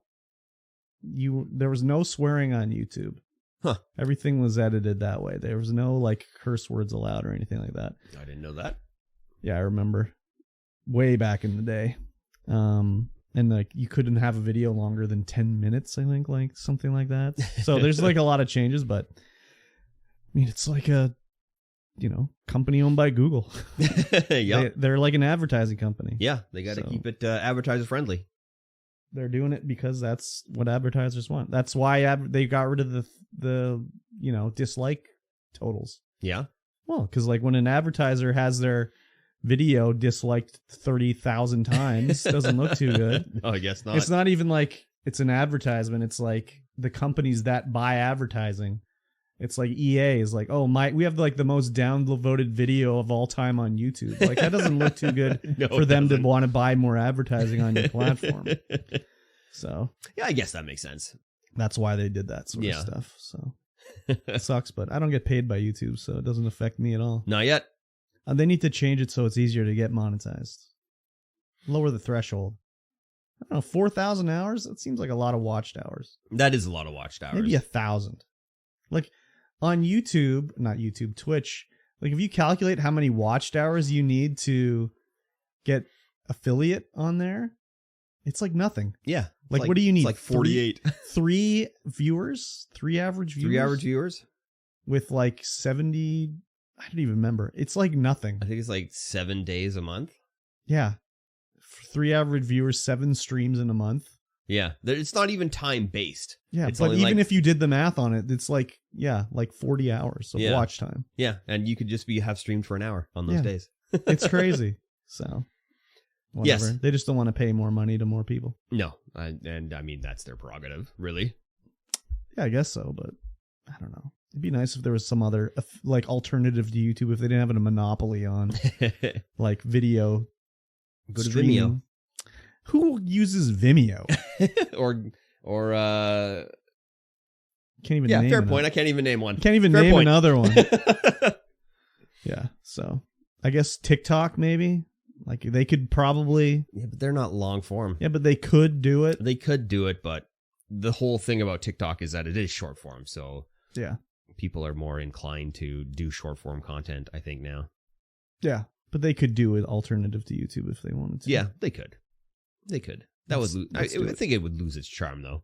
Well, just charm. Not really. Like I wouldn't say it would be like part of TikTok, but they could do it as a yeah. They could thing. do a separate thing for sure. Yeah. Yeah. So, I mean, YouTube's going into the TikTok market with their shorts, so why not go the other way? Yeah, Come on, true. TikTok, you fucking bitch. Come on, do it. Yeah. It sucks. Yes. Something else that sucks. Some Overwatch 2 fans are calling Widowmaker's new skin pay to lose. What? Yeah. What does that so mean? her Medusa skin is just released. And for some reason, the sounds that she makes, you can hear it from across the map. Oh. So you can hear her footsteps coming up at you from like so far away. I watched a little video they had of that. I'm like, holy man, you can hear her all the way back at spawn coming up to you. Oh, that's weird. so it's just like a glitch. Yeah, it's just like a glitch. That skin just makes her footsteps so loud. Oh, well, they'll fix that. No problem. Yeah. I just thought it was funny listening to that clip because it's like you're like way back at like the point she starts at spawn. You can hear her slowly walking up all the way through the map. I'm like, oh my god, it's got some Apex sound problems going on there. Yeah, but Apex you can't hear, whereas this one you can. Well, I mean, sometimes I choose to hear rather than not hear. Sometimes in Apex, it'd be like you hear all the sounds from across the map. Oh, yeah. I remember when that was going on. Yeah. Like when they first introduced that one map and you could hear like the things going off from across the map. Yeah. And everyone would hear it too. Yeah, exactly. It's funny. So whoever made the skin like had the little snake sounds or footsteps, and instead of typing sound level 10, they did sound level 100. Yeah. It's like oopsie poopsie. Yeah. I imagine that's going to get fixed really quickly. Oh, yeah. If it's not already fixed. Oh yeah, they'll fix it for sure. Yeah. They'll fix it. They've removed skins for other reasons and brought them back when they are fixed up. So yeah. Well, same thing with remember that one map they had where if you shot like the box, it would like drop everyone's frame rate down to like 1 frame a second. Yeah. And they took the whole map out till they fixed it. Yeah, they'll fix it. Oh yeah, for sure. They have to. If they want to sell this skin, they got to fix it. Yep. If they want to make money, they got to fix this skin. Otherwise, it's not going to be making much money for them. That is true. Yes. No segue.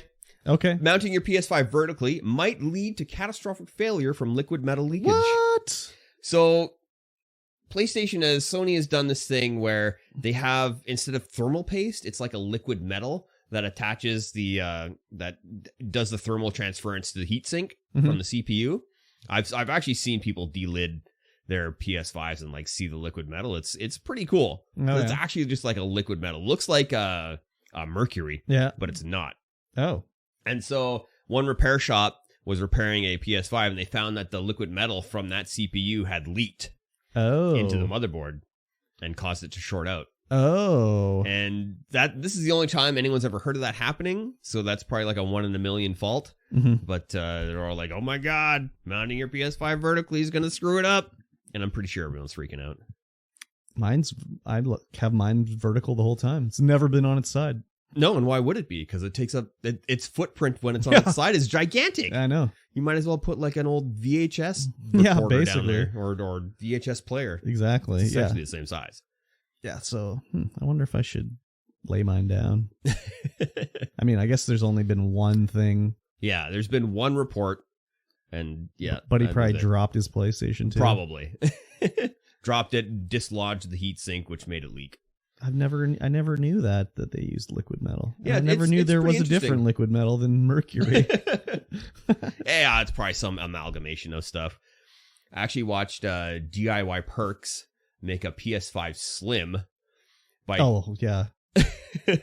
by delitting it at all, and I saw the liquid metal in there when he was cleaning it up. I was like, oh, that's pretty cool. You just take like the PS5's not that big inside of that fucking gigantic, no, it's tiny, gigantic case they got. They just did that for aesthetics. Yeah, the world's stupidest aesthetics, but whatever. Yeah, he put it in this tiny little copper box. It's like 2 centimeters high. Yeah, and then it's all liquid cooled in there. And then it has like a huge hoses coming out the back to a giant radiator power supply. So it looks really slim on the front, but when you look underneath the desk and where the hoses are going, it's just like this giant radiator. Nice. Yeah, super cool. It's like all hand done in copper sheets. Oh. And so he's like carved the channel in the copper sheets and like done all the soldering and soldered them all together. It looks really dope. I highly recommend you check the video out. Or at least see the results. I probably could do that to my PS5 if I wanted to. Probably. I just don't want to, though. That's the only reason I haven't done it. Yeah. Here's something they haven't done yet. Uh-huh. Games with loot boxes officially banned for minors in Germany. Okay. So this title is incredibly clickbait. Oh, yeah. Because it's like you go into the article and they're like, yeah, they're passing this legislation that could ban them. And I was like, come on. Oh, yeah. So, beginning January 1st, which was, 7 days ago, 2023, new rules will apply to entertainment software for new video games that arrive on the market.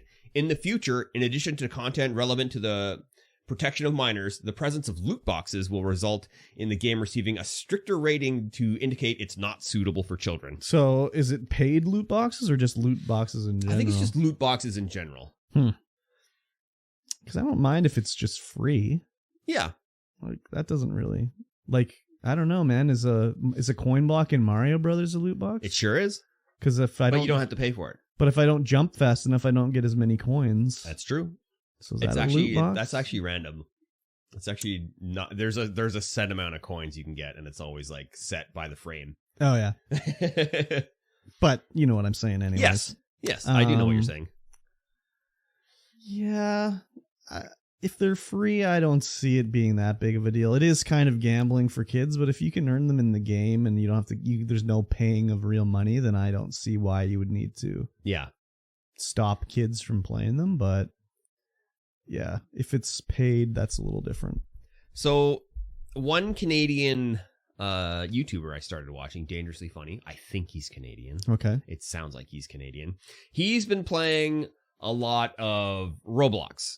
And so I've been watching his Roblox content. Oh my god. And because I'm not allowed to play Roblox on stream, I've actually been really enjoying some of the stuff that he has been putting out. Mm-hmm. But the loot boxes are unreal. Like, there are so many loot boxes in the games that he's playing. Mm-hmm. It's like you have your one tier of loot boxes, and then you have your next tier of loot boxes, and there's like 10 loot boxes in there, and then your next tier of loot boxes in order to get these pets, which you can use to, further better your stats for whatever game that you're playing. So like there's one where you run really fast.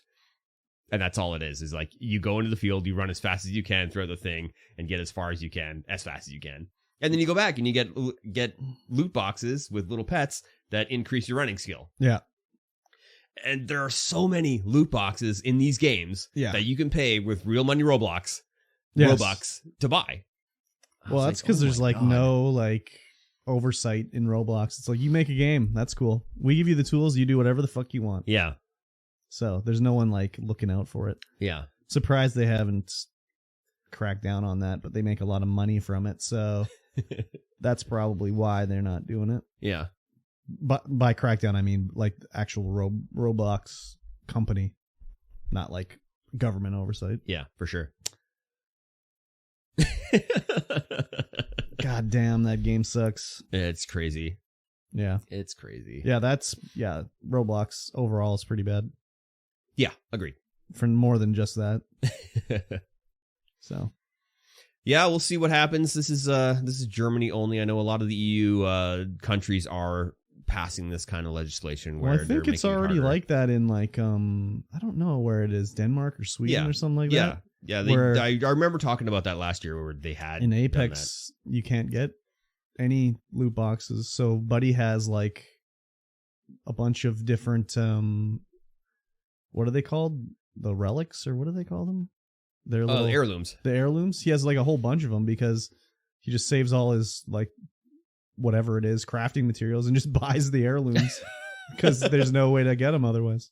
Oh, interesting. Yeah. So, I can't remember what country it was though. That'd be sweet. Sweet if we could just craft heirlooms. Yep. You got to move to Denmark or something. Yeah, probably. Yeah.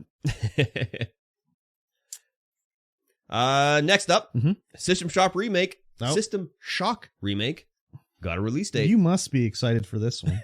This must be on the hype level. It's the hype level's up there. I don't know. Every time there's System Shock news, it makes it onto the podcast. It sure does. So there must be some hype level there. So this is the System Shock remake, remaster, re-everything. Yeah. And it's slated to come out in March. So Smart, in Q1.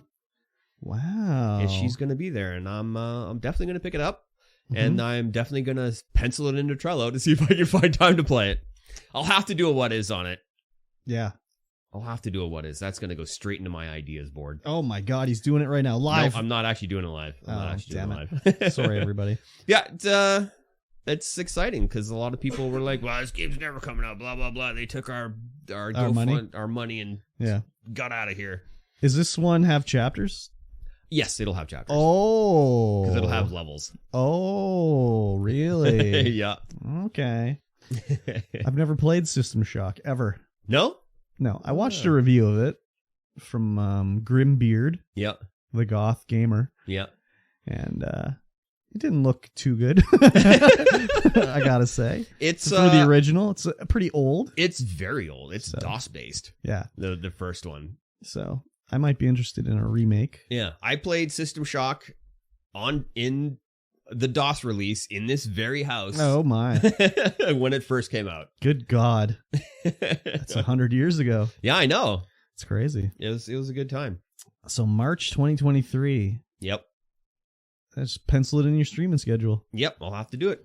Exciting. Yes. Can't wait to see it.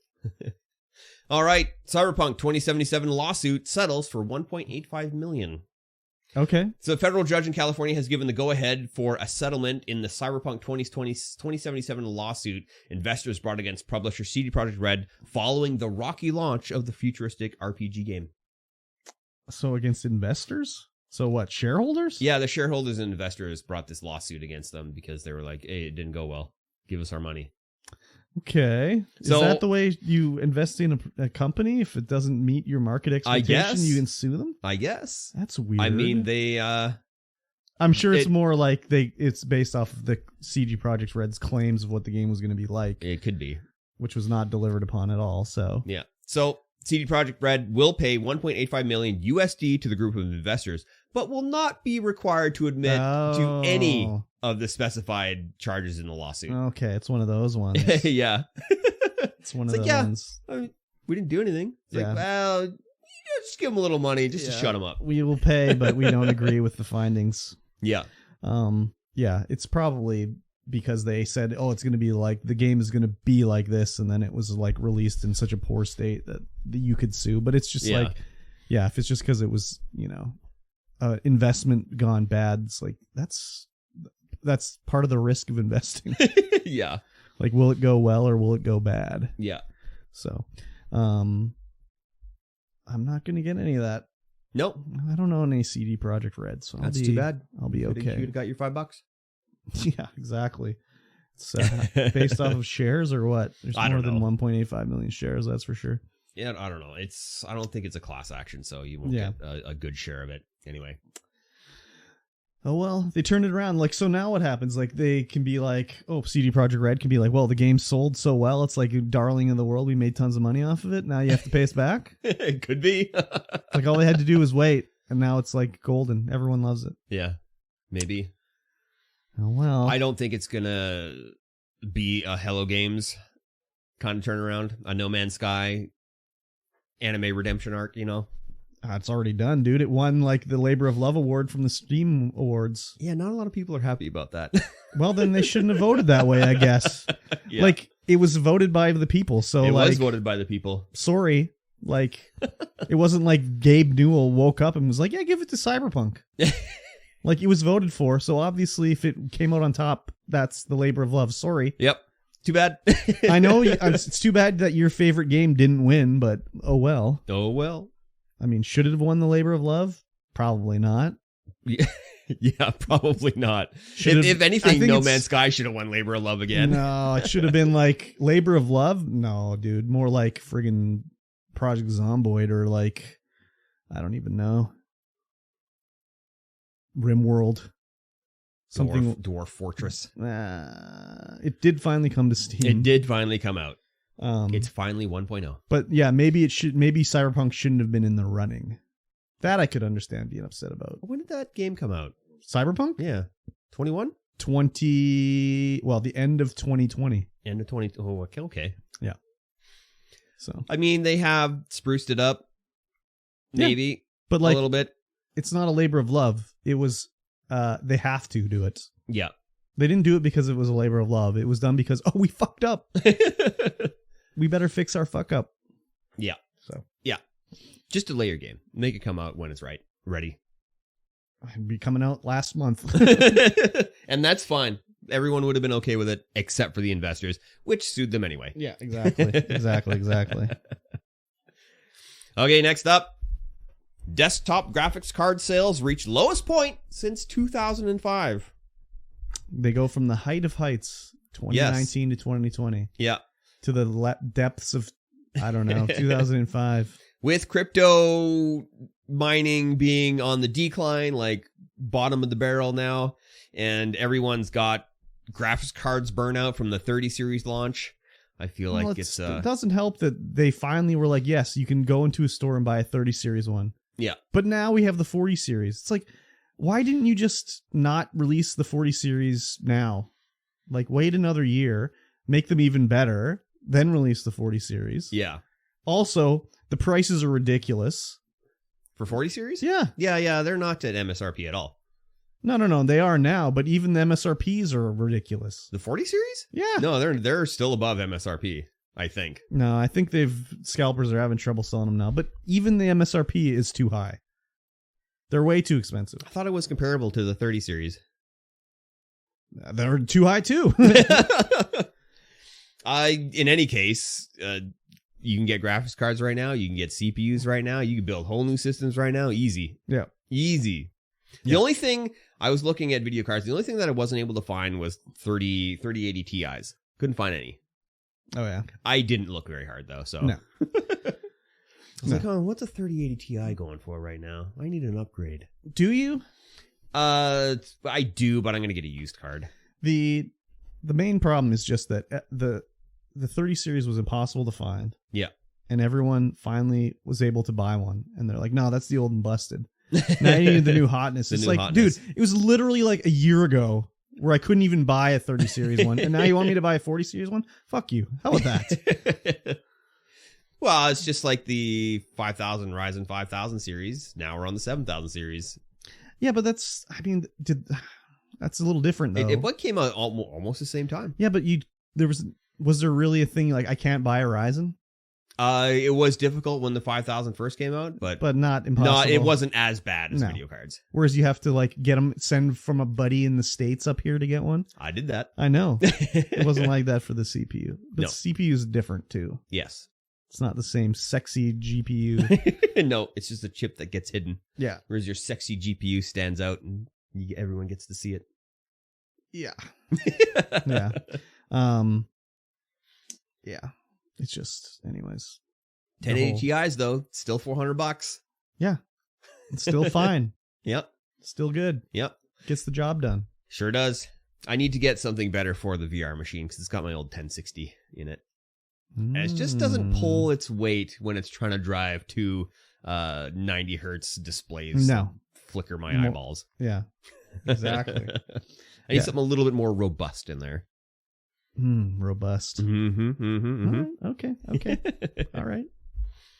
All right. Last article to talk about today is Facebook gaming viewership grew by 21% during November. What? That's huge. Why? 21%. I have no idea. That's crazy. Yes. Yeah, that's pretty big. So what is going on over at Facebook Gaming? I don't know. Like, why are people watching Facebook gaming in November?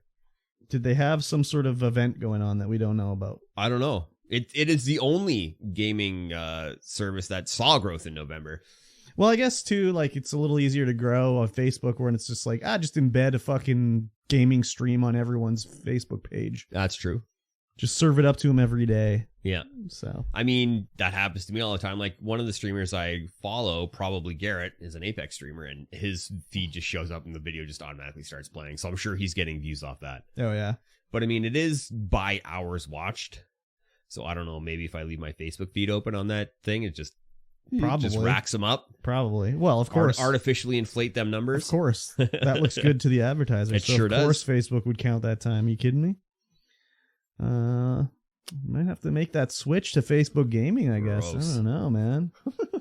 It's been a while since I streamed on Facebook. Maybe I should just do it to see what's new over there. You're doing it right now? Okay, I guess that's not. I haven't done it personally in a long time. Yes. To see what's new over there.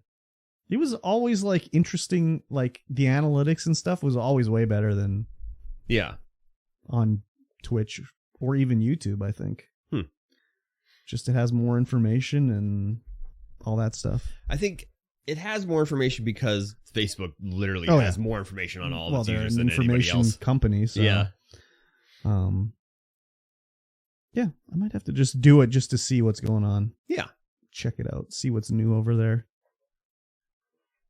See how it works. If anything's improved or whatever. Yeah. Yeah, maybe. I don't know. I don't know if I have time to do any of that. What do you mean to time? You just hit the go live button. Doing what, though? Playing I'm so a busy game. doing other stuff. You got to find time to play the games. Well, next time you're streaming, you just I'll try with Facebook. Go Facebook instead of Twitch. Yeah, fuck it. Yeah. I mean, I'm just recording for other videos, so Yeah. might as well. Why not? Might as well. Who knows? Maybe you just become instant Facebook superstar. Oh, yes. Just #1 streamer instantly. Number one Facebook streamer. Markiplier's moved to Facebook Gaming. What? That's crazy. I know. Did you see that post I did in the Discord? Of what? Of me and I searched for my, I did a Google search for my thumbnail, and the first match was Markiplier. Oh, no, I didn't see that. I'll have Yeah. to check it out later. They thought you were Markiplier, right? Yeah, it did. Well, they're like, this dude is in Kamloops right now, and we know Markiplier was there filming his show. Must be him. Must be him. I must be Markiplier. Yes. So next time they're filming next season here, you'll have to be like, does he need a body double? Yeah. Or does he need a stunt double or something? Yes. Or like, my is there advanced age, I can definitely be a stunt double. Or is there an episode where he needs like his someone that looks like him because it's like a weirdo show? Yeah, right. Easy. We can do it. Yep, exactly. Mark, hit me up. Exactly. Let's collab on this. Yeah, let's do it. Let's make it happen. Yeah. Yep. All right, guys, that's going to wrap up this show. Yes. The first show of 2023. It is the year of our Lord 2023. It is. If you guys are listening to this on the podcatchers, on the Googles, on the YouTubes, on the whatever. Yes. Leave us a comment. Yes. Leave us a review. Yes. Share us with a friend. You have to. It's literally required by law for you to share us with a friend. It is. Even if they don't like us. And I don't see why they would. Exactly. Not like us. Sure. Yeah. Why not? Whatever. Yeah. All right, guys. We will see you again in 1 week's time. Bye-bye. Bye. It's the rock.